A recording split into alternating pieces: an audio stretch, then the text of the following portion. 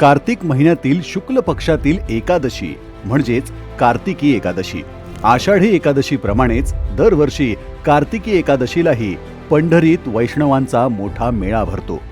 केवळ महाराष्ट्रातूनच नव्हे तर देशभरातून हजारो भाविक हे विठ्ठल रुक्मिणीचे दर्शन घेण्यासाठी पंढरपुरात दाखल होतात। आपण सर्वच जाणतो की मायबाप विठू माऊलीच्या मनात जे असतं तसंच घडतं।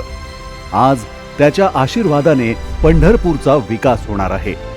भाविकांच्या सोयीसाठी प्रस्तावित असलेले पंढरपूर कॉरिडॉरचे काम लवकरच सुरू होणार असून मूळ मंदिराच्या संवर्धनासह इंद्रायणी अविरल वाहिली पाहिजे यासाठी स्वच्छता मोहीम सुरू केली जाणार आहे। अभिमानाची गोष्ट म्हणजे हजारो वर्षांची परंपरा असणाऱ्या पंढरपूर वारीचा प्रस्ताव जागतिक वारसा नामांकनासाठी युनेस्कोकडे पाठवला गेला आहे। अर्थातच विठ्ठलाच्या कृपेनेच महाराष्ट्र आज सुजलाम सुफलाम होतो आहे आणि देशभरात महाराष्ट्राच्या विकासाचा डंका वाजतो आहे। सर्वांना प्रबोधिनी अर्थातच कार्तिकी एकादशीच्या मंगलमय शुभेच्छा।